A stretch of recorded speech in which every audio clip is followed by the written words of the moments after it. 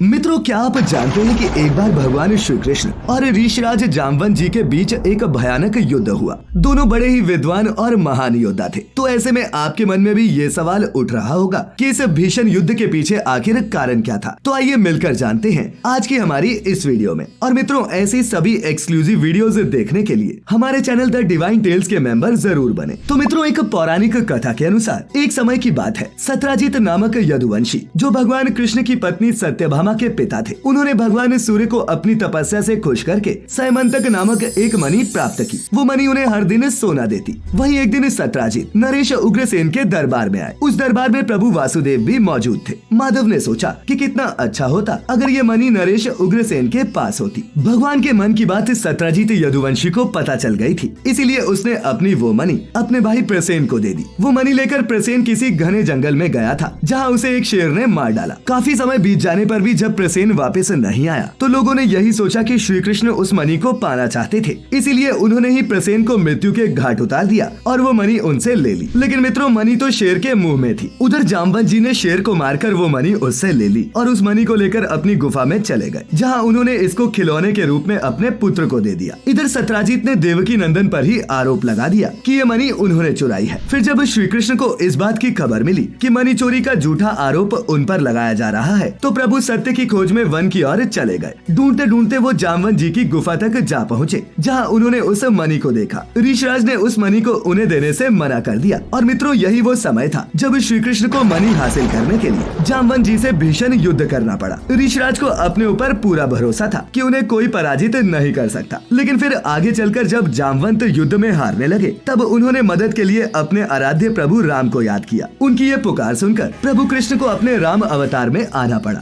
जामवंत ये नजारा देखकर चौंक गए और भक्ति से परिपूर्ण हो गए। तब उन्होंने माफी मांगते हुए अपनी भूल मानी और भगवान कृष्ण को वो मणि दे दी। साथ ही उन्होंने कृष्ण से ये विनती भी की कि आप मेरी पुत्री जामवती से विवाह करें। लड्डू गोपाल ने उनका निवेदन स्वीकार कर लिया और फिर जामवंती और वासुदेव के मिलन से एक महाप्रतापी पुत्र का जन्म हुआ, जिसका नाम सांब रखा गया। कहते हैं सांब के चलते ही भगवान कृष्ण के कुल का विनाश हुआ था।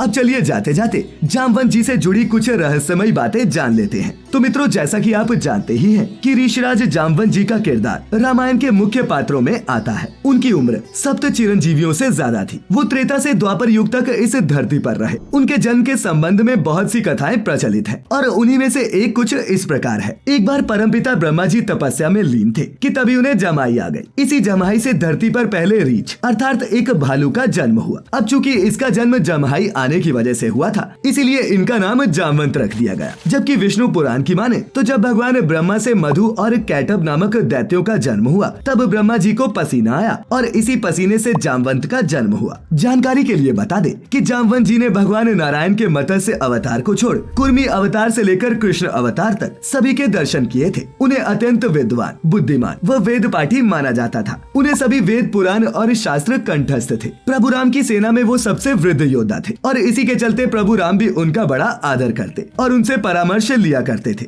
उनका आकार बहुत बड़ा बताया जाता था। जब राम जी के अनुज लक्ष्मण जी को शक्ति लगी तो उन्होंने ही बजरंग बली को 4 दुर्लभ बूटियों के बारे में बताया था, जिनमें से एक संजीवनी बूटी थी। बता दें कि ऋषिराज के बारे में सबसे ज्यादा उल्लेख रामायण के लंका कांड में मिलता है कि कैसे उन्होंने बड़ी ही चालाकी से प्रभु राम की सेना का संचालन किया और एक बेहतर मार्गदर्शक की भूमिका निभाई। वहीं रामचरितमानस की माने तो उन्होंने युद्ध में यत्रकूप नामक एक राक्षस का भी वध किया था। उन्होंने लंकापति रावण से भी युद्ध किया था, जिसके बाद रावण मूर्छित हो गया। इसके अलावा उन्होंने ही इंद्रजीत के द्वारा छोड़ी गई शक्ति को पकड़कर पुणे मेघनाथ पर ही छोड़ दिया था, जिससे वो भी बेसुध होकर गिर पड़ा। ऋषिराज की शक्ति के बारे में भागवत और विष्णु पुराण दोनों में ही पढ़ने को मिलता है, जिसके अनुसार उनकी शक्ति 1 करोड़ शेर के समान थी। रामचरितमानस में एक स्थान का जिक्र आता है जब श्री राम की पूरी सेना थक हार कर समुद्र के किनारे बैठ गई थी। तब सबसे बड़े होने के कारण ही जामवंत जी ने सभी का नेतृत्व किया और सभी योद्धाओं को उनकी शक्ति का पुनः स्मरण कराया। ऋषिराज ने उन्हें सभी को बताया कि मैं बहुत बूढ़ा हो चुका हूँ, लेकिन फिर भी मैं एक बार में 10 योजन तक जा सकता हूँ। जब मैं युवावस्था में था तो मैंने समुद्र मंथन देखा था। उस समय मुझ में इतनी शक्ति थी कि देवों और दैत्यों के थक जाने पर मैंने अकेले ही पूरे मंदराचल पर्वत को हिलाकर घुमा दिया था। वो दृश्य देख मेरे पिता ब्रह्मा ने भी मेरी तारीफ की थी। वहीं जब नारायण भगवान ने वामन अवतार लिया और दैत्यराज बलि के पास आए, तब भी मैं वहीं था। जब उन्होंने बलि द्वारा दी गई 3 पग भूमि को नापने के लिए अपना विराट स्वरूप लिया,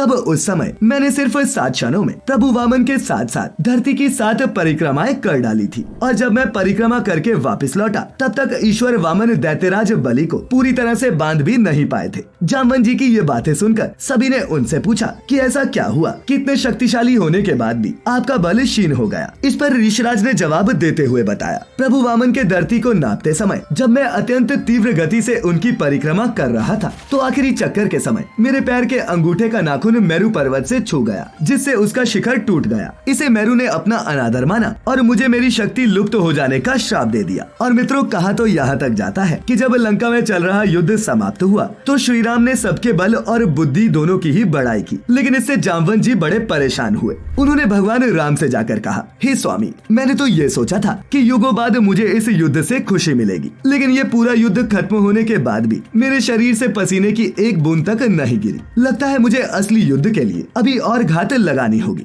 तब प्रभु राम समझ गए थे कि ऋषिराज को अपने बल का घमंड हो गया है, इसलिए उन्होंने उनसे वादा किया कि द्वापर युग में मैं स्वयं आकर तुम्हारी ये इच्छा पूरी करूंगा। और मित्रों, यही वो कारण था जिस कारण भगवान कृष्ण और जामवंत जी के बीच द्वापर युग में युद्ध हुआ। तो अगर आपको आज की हमारी ये प्रस्तुति पसंद आई हो तो इसे अपने मित्रों रिश्तेदारों के साथ भी जरूर साझा करें। ऐसी सभी आध्यात्मिक और धार्मिक कथाओं के लिए जुड़े रहें द डिवाइन टेल्स परिवार के साथ। तो मित्रों, फिलहाल आज के लिए बस इतना ही। अब इजाजत दें। आपका बहुत बहुत शुक्रिया।